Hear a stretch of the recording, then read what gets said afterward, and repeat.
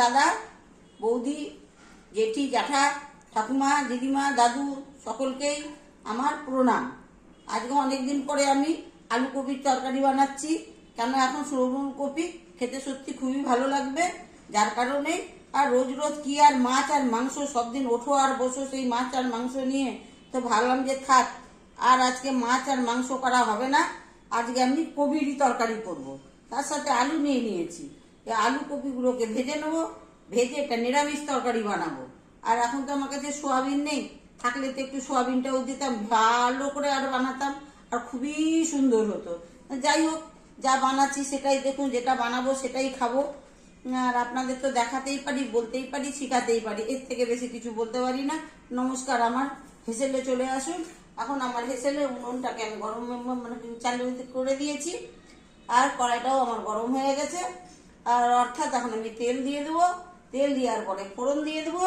আর ফোড়ন দিচ্ছি, আগে আমি তেলটা দিচ্ছি, আপনারা দেখতে পাচ্ছেন। তেল দিয়ে আলুটা ভেজে নেওয়ার পরে আমি কপিটা ভেজে নেব। আলুগুলো ছেড়ে দিচ্ছি, আলুগুলো খুব সুন্দর করে ভেজে নিতে হবে যেন কাঁচা গন্ধ না থাকে।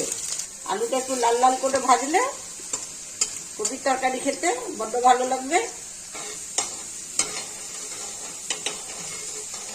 नाचते रहो, आलू को भूजते रहो, नाचते रहो, आलू को भूजते रहो, घुमाते रहो और घूमते रहो।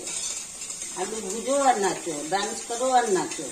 दिल अच्छा रहेगा, मन अच्छा रहेगा, रुपया रहे और नहीं रहे यही रहेगा साथ में।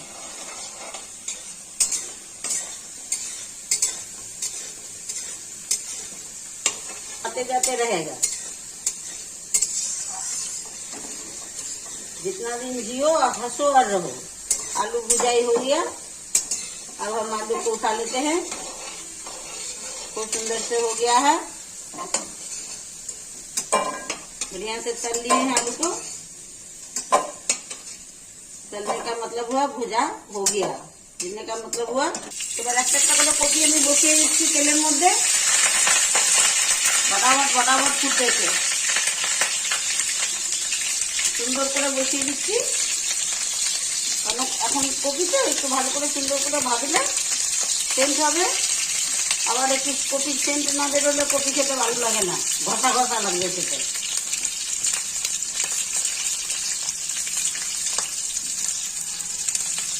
কিছু যাইব না সাথে, যেটা খাবো সেটাই সঙ্গে যাবে।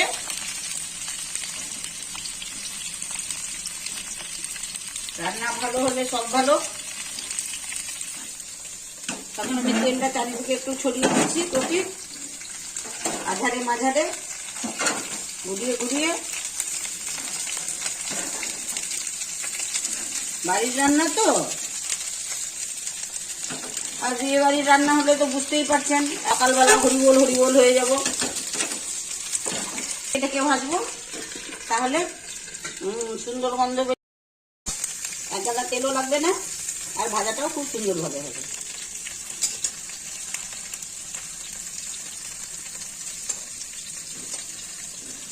ধরতে ধরতে একটু করতে হবে, এটাই হচ্ছে ব্যাপার। একটু ধৈর্য ধরতে হবে, ওই দিলাম করলাম চট করে তা হবে না, তাতে এভাবে হবে না।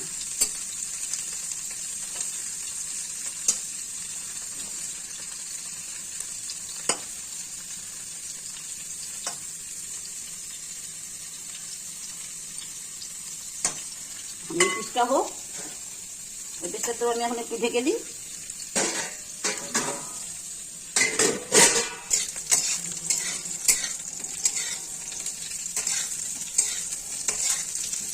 খুব সুন্দর করে কপিটা ভাজা হয়ে গেছে, একদম দেখতেছেন কত সুন্দর করে ভাজা হয়েছে।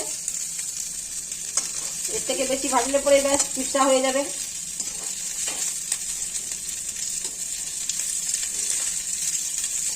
তাহলে এবার আমি তুলে নিচ্ছি কপিটা, তেলটাকে ঝরিয়ে।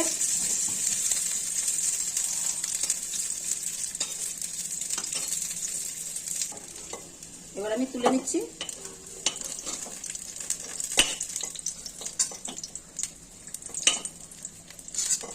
তেল দেবো, কেন মশলা ভাজবো, যার জন্য। আবার কপি থেকে আলু থেকে সব তো তেল ঝরে মশলার মধ্যেই আসবে। দুটো তেজপাতা দিয়ে দিলাম, কপির সাথে লঙ্কাটা চলে গেছিলো তাই সেই লঙ্কাটাই দিয়ে দিলাম, কালো জিরা দিয়ে দিলাম, বাটা, জিরে বাটা, ধনে বাটা, লঙ্কা বাটা, মশলা যতটা লাগবে ঠিক ততটাই দেব।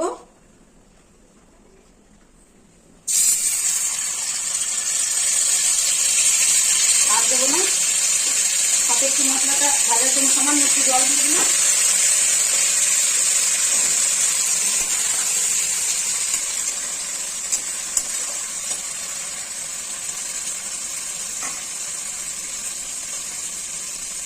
হাফ চামচ হলুদ, লবণ হাফ চামচ দিয়ে দিচ্ছি, পরে লাগলে আবার দেওয়া যাবে। বেশি লবণ হয়ে গেলে তরকারি খাওয়া যাবে না।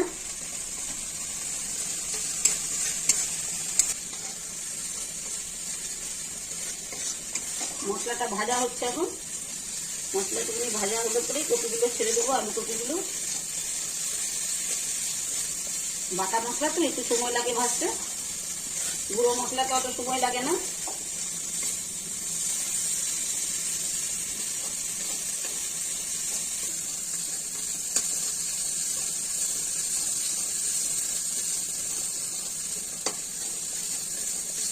মশলা ভাজা হয়ে গেছে, তেল ছেড়েছে।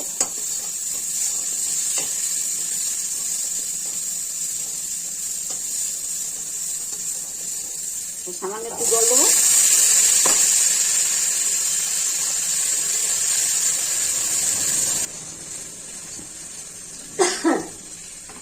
লঙ্কা গুঁড়ো। এবার মশলা ভাজা হয়ে গেছে, এবার আমি কপি আর আলুগুলো ছেড়ে দিচ্ছি।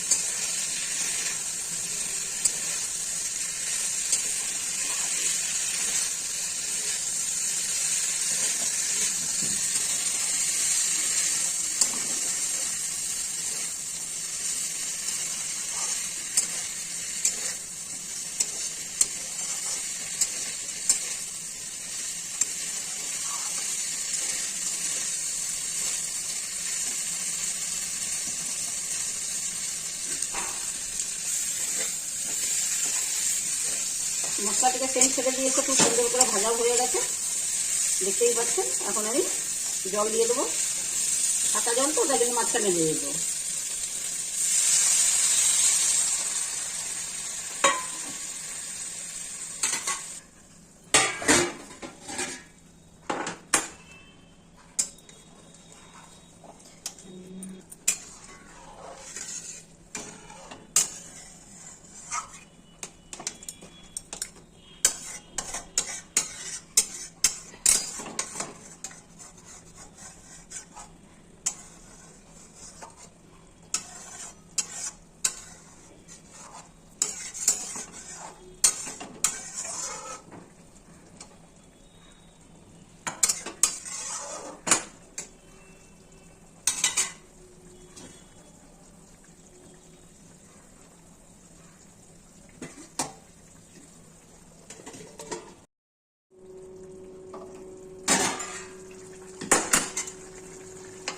এবার আমি কপির মধ্যে টমেটোটা দিয়ে দিচ্ছি, কেন টমেটো টক থাকে তো, আর এখনকার কপি বুঝতেই পারছেন শক্ত থাকবে, সেদ্ধ হবে না, সামান্য হালকা একটু সেদ্ধ হতে বাকি রয়েছে, যার জন্য এখন টমেটোটা মাঝখানে দিয়ে এবার ভালো করে একটু গলে যাবে হালকা হালকা, খুব গলাবো না।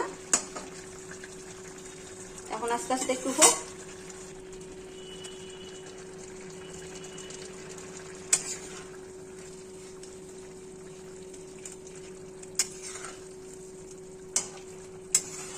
দেখেন টমেটো নরম হয়ে গেল একদম।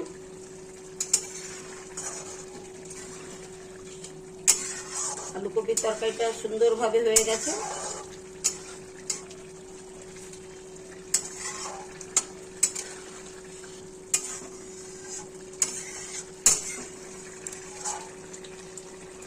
আমি অল্প করে মিষ্টি দিয়েছি, আপনারা মিষ্টি দিলে দিবেন, না দিলে না দেবেন।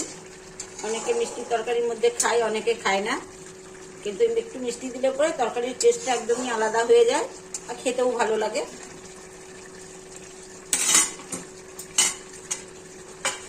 এবার আমি রান্নাটাকে নামিয়ে দিচ্ছি, কেন রান্নাটা আমার হয়ে গেছে আলু কপির তরকারিটা। তারপরে আপনাদের সাথে কথা বলছি। বন্ধুরা, আলু কপির তরকারিটা কিভাবে বানালাম আপনাদেরকে প্রথম থেকে শেষ পর্যন্তই দেখালাম, কিভাবে বানালাম আর কি করলাম সবকিছুই দেখালাম। যাই হোক, আপনারা লাইক করবেন, শেয়ার করবেন, সাবস্ক্রাইব করবেন, সাথে থাকবেন, কমেন্ট লিখবেন, ভালো মন্দ যা হয় যেটা আপনাদের ভালো লাগবে সেটাই লিখবেন, আর সাথে অবশ্যই থাকবেন। যার জন্যই মানে আপনাদের কাছে বলা। আর আপনাদের সঙ্গে কথা বলতে আমার ভালোই লাগে, চোখে না দেখতে পারলেও মোবাইলে তো কথা বলতেছি, আর ফটোগ্রাফার তো চুপচুপ চুপচুপ করে হাসতেছে, কি করব বলেন। যাই হোক, তো হাসবেই, এত কথা যখন বলতেছি। তো আপনারা যাই হোক আমার সাথে থাকবেন, সবসময় সাথে থাকলে ভালো লাগবে।